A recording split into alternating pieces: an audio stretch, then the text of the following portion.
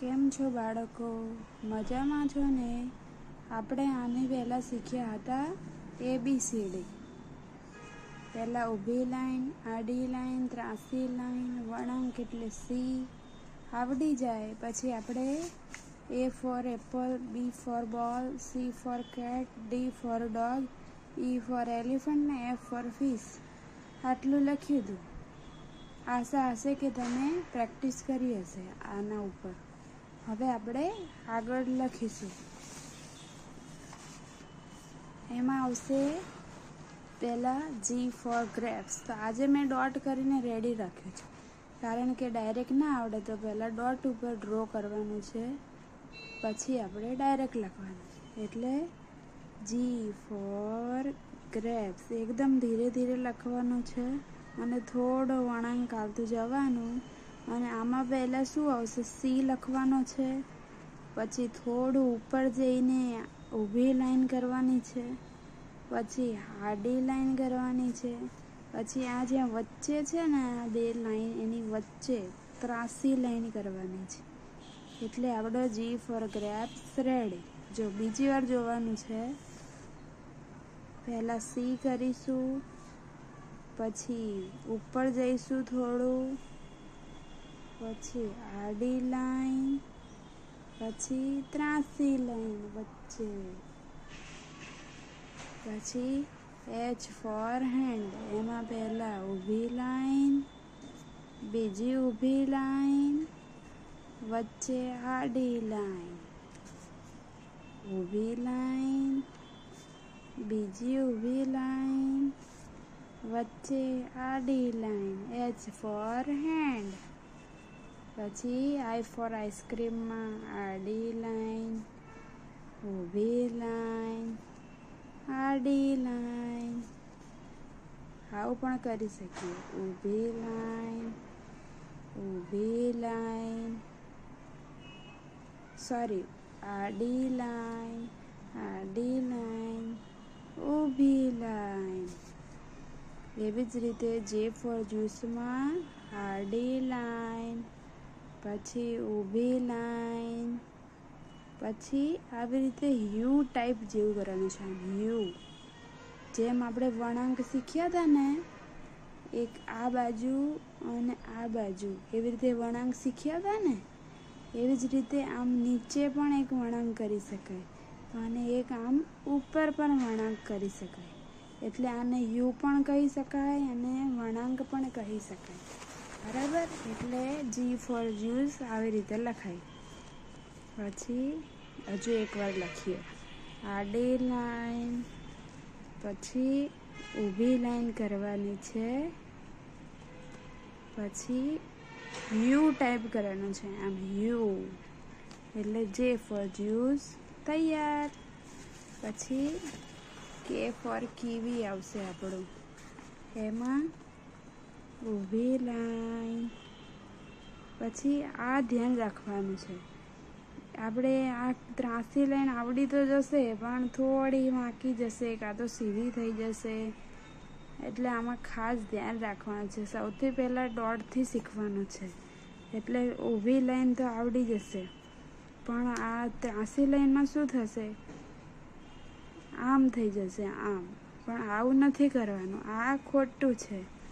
એટલે ઊભી લાઈન કરવાની, પછી અહીંયા વચ્ચે એક ડોટ કરવાનો, પછી આપણે અહીંયા સુધી જવાનું તો અહીંયા એક ડોટ કરી દેવાનો.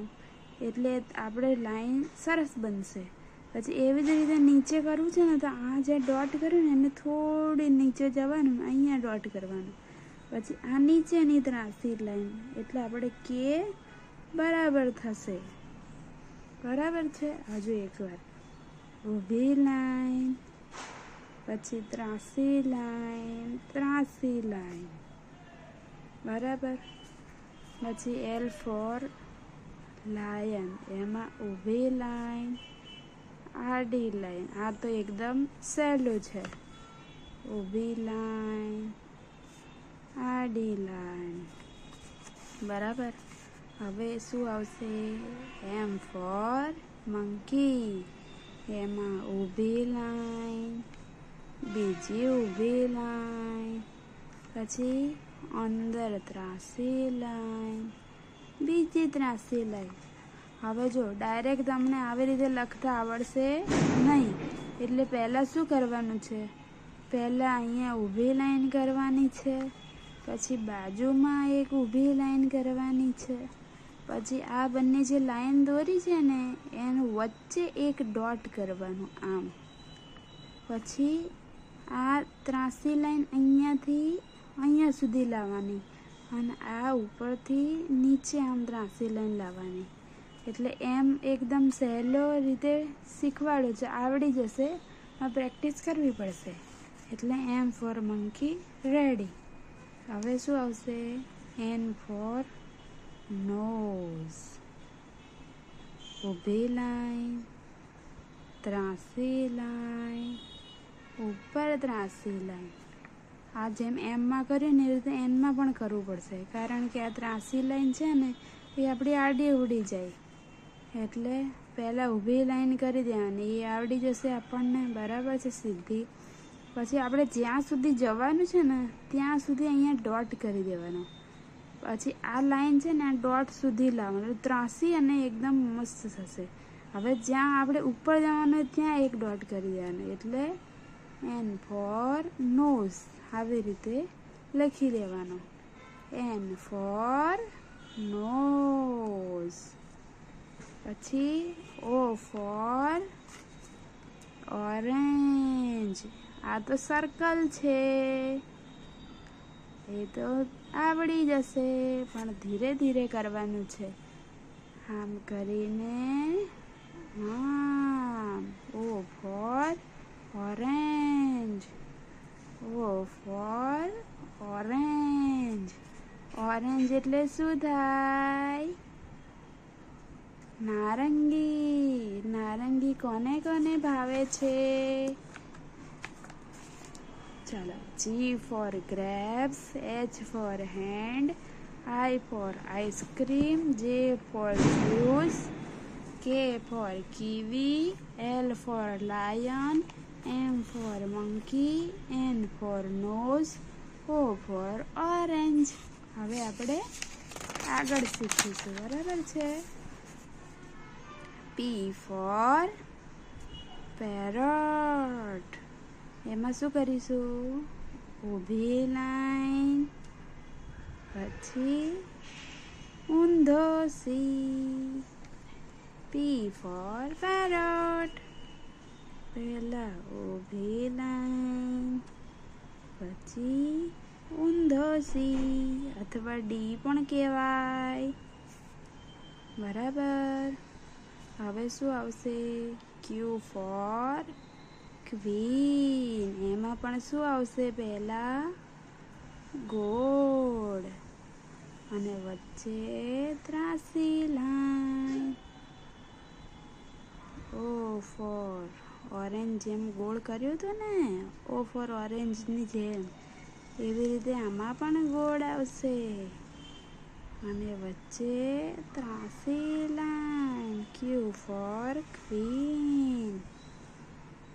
અહીંયા Q for queen. P Q R for red. Red colour કોને ગમે છે, રેડ કલર કોને કોને ગમે છે બાળકો? મને તો બહુ ગમે છે રેડ કલર. ચલો, ઊભી લાઈન, પછી ડી ફોર ડોગ અથવા ઊંધો સી. પી ફોર પેરોટ બી શીખ્યા ને, એવું પણ કરી શકાય આમ. પછી અહીંયાથી વચ્ચેથી ત્રાસી લાઈન, પહેલા ઊભી લાઈન, પછી પી ફોર પેરોટ, પછી ત્રાસી લાઈન. આર આપણો રેડી. પી ક્યુ આર પછી શું આવશે, આર પછી શું આવે, એસ ફોર સન. એસ ફોર સન. આમાં આમાં શું કરવાનું? પહેલાં સી, પછી ડી. એસ ફોર સન. શું કર્યું પહેલાં? સી, ઊંધો સી. આપણે શીખ્યા હતા ને વળાંક. આમાં વળાંક બહુ કામ આવશે. આ સી, ઊંધો સી. એસ ફોર સન. સન કોને કોને ગમે છે? સન કેવા કલરનો હોય? યલો, ઓરેન્જ બંને કલરનો હોય. આ શું બનાવ્યું બાળકો? એસ ફોર સન. એસ ફોર સન. હવે આપણે શું શીખીશું?